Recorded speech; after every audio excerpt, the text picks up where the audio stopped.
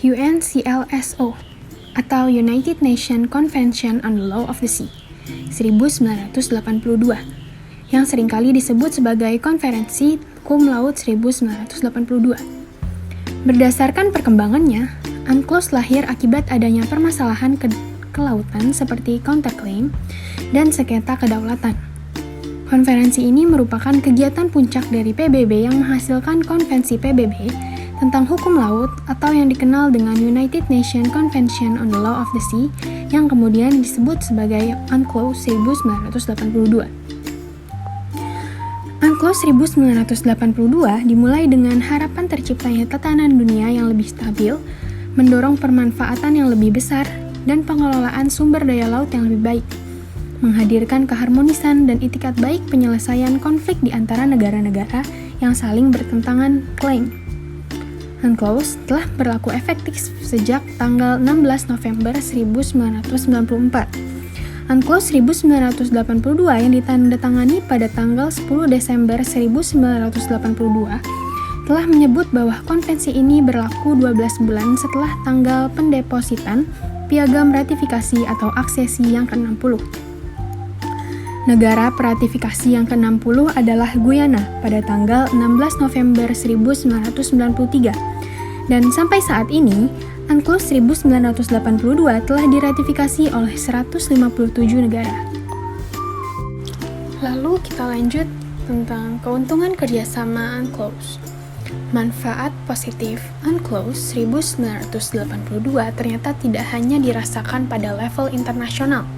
Secara khusus, setiap negara juga telah merasakan banyak manfaat positif UNCLOS 1982 sebagai suatu keuntungan yang didapatkan.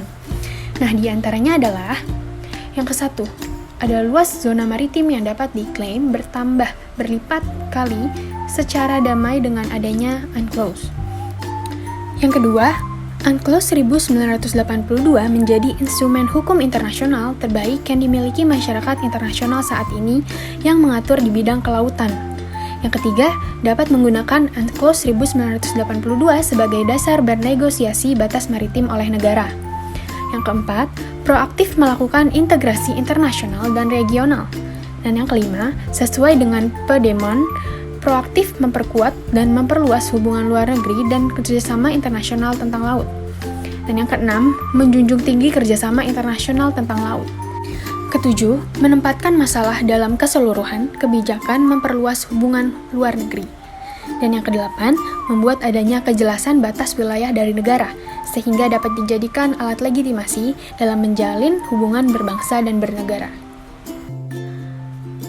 Berdasarkan UNCLOS 1982, Pasal 2 Ayat 2, dan Pasal 49 Ayat 2 menyatakan bahwa negara kepulauan memiliki kedaulatan atas wilayah perairannya, lingkup udara di atasnya, dan lingkup tanah serta sumber daya yang tergandung di bawahnya. UNCLOS memiliki prinsip kebebasan bagi negara-negara lain untuk melintasi perairan dan udara laut negara lain. Prinsip kebebasan di laut internasional ini membuat terjadinya berbagai pelanggaran hukum internasional, salah satunya adalah illegal transshipment atau kejahatan mencuri ikan dengan mentransfer ketangkapan dari satu kapal ke kapal yang lain.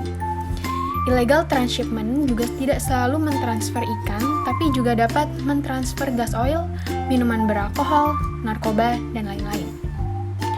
Indonesia sudah meratifikasi UNCLOS sehingga Indonesia harus memberikan alur lintas bebas atau ALKI bagi perairan dan udara yang membuat permasalahan dari prinsip kebebasan laut internasional ini muncul, yaitu pada saat Cina melanggar batas ZII Indonesia di perairan Natuna.